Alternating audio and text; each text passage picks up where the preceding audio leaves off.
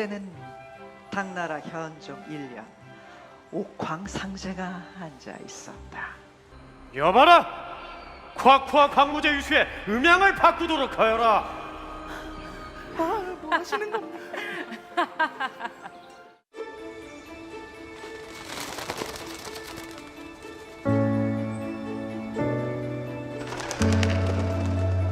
조용하지만 치열한 궁궐 속 삶.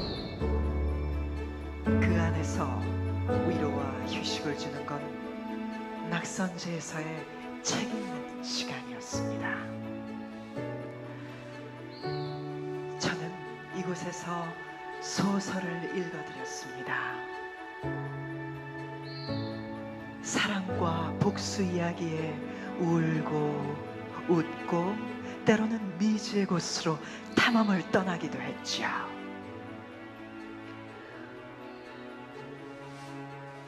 후세들은 이 책들을 낙선제본 소설이라 한다지요.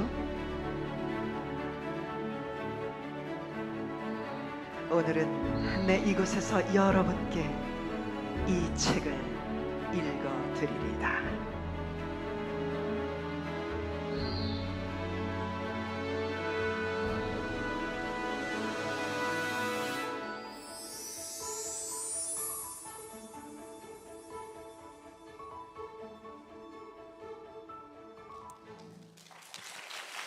네, 여러분 반갑습니다. 안녕하세요. 안녕하세요.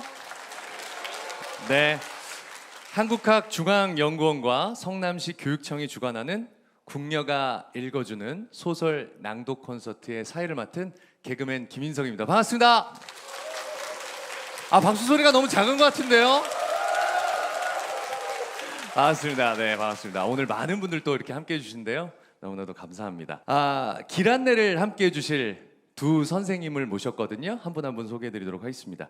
한국학중앙연구원, 한국학대학원 국문학과 교수님이신 임치균 교수님 나와주셨습니다. 큰 박수 부탁드립니다.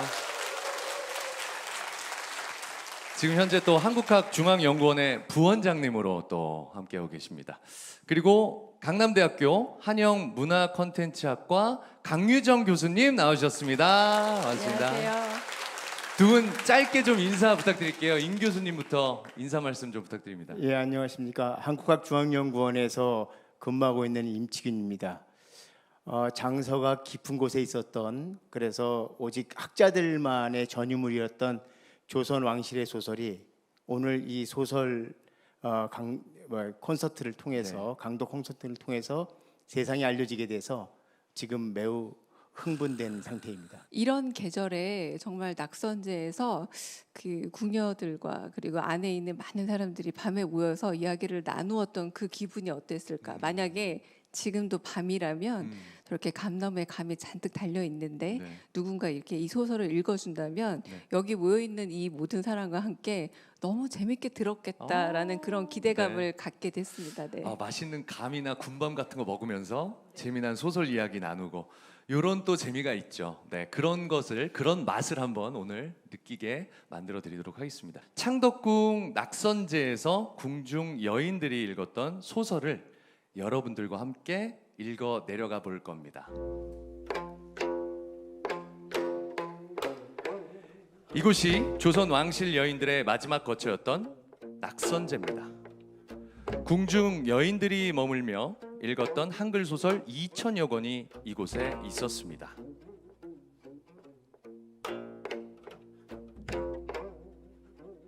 현재 낙선제본 소설은요, 장서각으로 이전해서 보관 중인데요. 번역 소설 약 700여 권, 우리나라 창작 소설 약 1,300여 권이 있습니다. 한조 삼성 기봉은 당나라를 배경으로 펼쳐지는 환생 복수극인데요.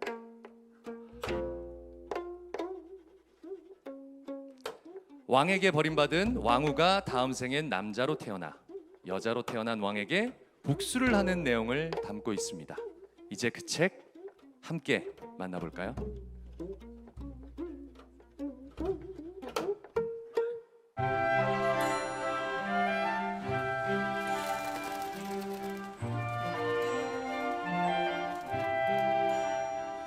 때는 당나라 현종 1년 12가지 상서로운 구름에 둘러싸인 구층 금탑 위에 옥황상제가 앉아 있었다.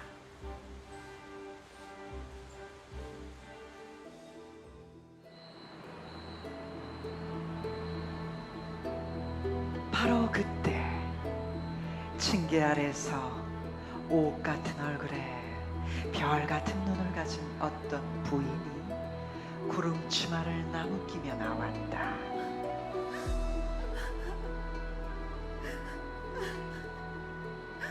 부인은 마음에 맺힌 원망을 머금고 머리를 땅에 찔며 억울하고 원통한 사정을 고하였다. 한나라 때 왕 광무제 유수에게 폐위된 왕후 곽후였다. 원래 유수의 집안은 동기가 많고 비난한 데 비해 신첩의 집안은 왕실도 부러워하지 않을 정도로 부유하였습니다. 그런데도 하늘이 정해준 인연에 매여 비난한 유수의 집안으로 시집을 갔던 것입니다. 색한 초가집에서 뽕을 심고 보리죽이라도 쓰며 남편의 뜻을 따르고 아주버니와 시누이를 공경하며 시부모를 봉양하였습니다. 마침내 친정 집안의 재산으로 남편이 천하를 도모하게 하였으니 비록 천명이 있었다고 하더라도 신첩이 내조한 공덕도 적지 않을 것입니다. 이렇듯 어려움을 함께한 신첩을 후에 헌신짝처럼 버렸으니 신첩의 억울함과 원통함이 어찌 뼈에 사무치지 않겠습니까? 인간 세상으로의 윤회는 실로 기쁘지 아니합니다. 하오나 이번 윤회에는 음양을 바꾸어 신첩은 여자가 아니라 남자가 되고 광무제 유수는 여자가 되어 복수할 수 있도록 하여 주시기를 바랍니다.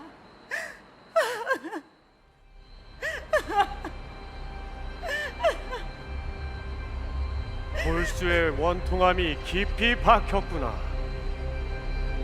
곽후의 얘기를 들으니 내 그 마음을 막지 못하겠다. 광무제를 들라하라.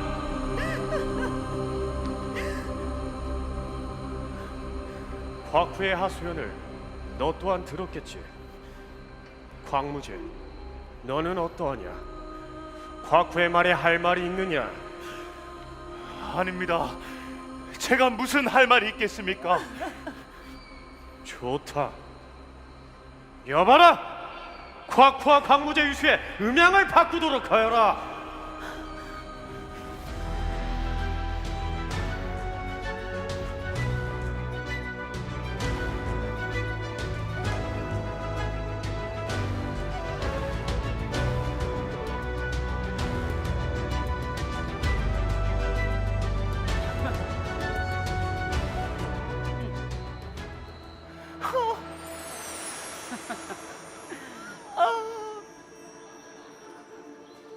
잠시 후 낭원 곽후는 작약한 몸이 순식간에 변하여 팔척장신의 훤칠한 호걸이 되었다.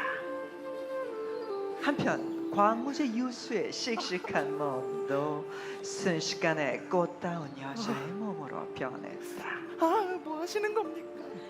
짧은 저고리와 긴 치마를 입혀 옷 같고 꽃 같은 자태가 수려하였다. 곁에 있던 선관들이 그 모습을 보고 크게 웃으니 광무제가 몹시 부끄러워 얼굴을 붉히면서 감히 고개를 들지 못하였다. 심히 낭원 곽후의 소원을 따르고자 하니 곽후와 광무제는 각각 태어나고 싶은 곳을 말해보아라. 기왕이면 비난한 곳에 태어나지 않고 다시 부귀한 집안에 태어나 통쾌하게 전생에 복수를 하고자 합니다. 광무제, 너는 어떠하냐? 네, 그 뜻에 따르겠습니다. 부끄러우니 한시라도 빨리 환생시켜 주시옵소서.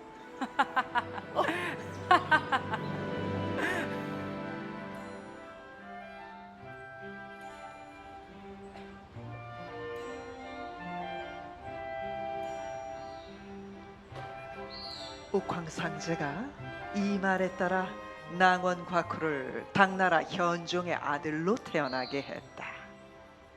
그가 바로 훗날 안록산의 난을 진압한 당나라 숙종이다. 몰입감 정말 좋죠? 네, 뭐 배우분들 연기 너무 잘해주셨고요. 특히나 유튜브를 통해서 방송 보신 분들은 바로 알아채셨을 거예요. 소환사의 협곡에 오신 여러분 환영합니다. 이거 아시죠? 게임 롤 아십니까?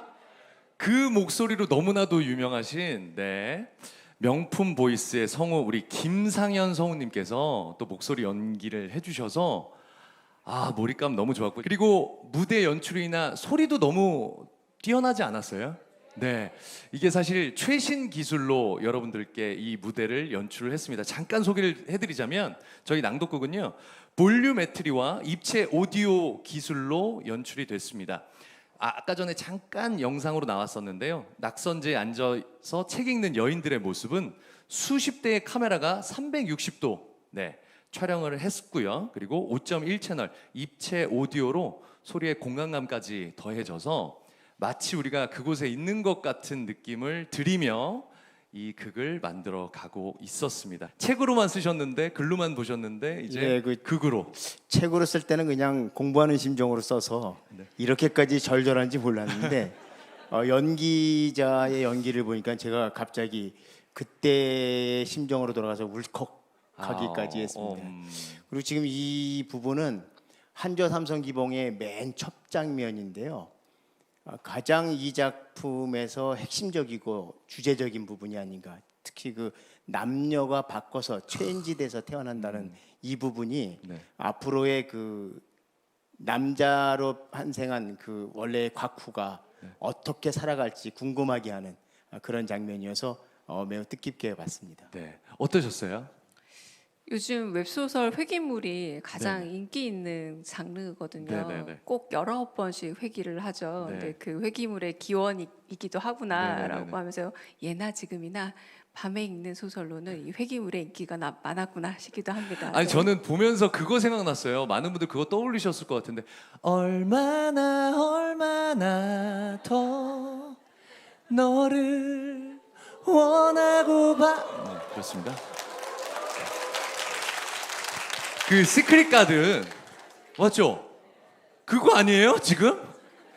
내용이 근데 그 예전에도 이렇게 남녀가 바뀌어서 또 이렇게 재미난 에피소드를 만들고 서로 또 뭐 역경도 헤쳐나가는 이런 설정의 이야기들이 그때부터 있었다는 게 굉장히 놀랐습니다. 줄거리를 잠깐 소개해드리자면, 방금 보셨던 장면은 이제 도입부고요. 이렇게 돼서 환생을 해서 여자 주인공 곽후는 당나라의 현종의 아들 강모광으로 태어나게 되고요. 나중에 숙종이 됩니다. 왕까지 가요. 인품도 훌륭하고 뛰어나긴 한데 여인을 굉장히 밝히는 인물이 됩니다. 자기는 그랬으면서 전생에 자기가 남자 돼서는 여인을 또 엄청 밝혀요. 그래서 위옥희라는 여성과 그리고 조수아라는 여인을 왕후로 맞이하게 되는데, 그 중에 조수아가 좀 전에 아까 전 남편이었던 광무제예요. 질투가 많고 인품이 부족한 인물로 나오는데 결국 그래서 왕후가 되지 못합니다. 쫓겨나는 거예요. 자기가 당했던 걸 고스란히 당합니다. 왕후는 아름답고 인품 좋은 위옥희가 되죠.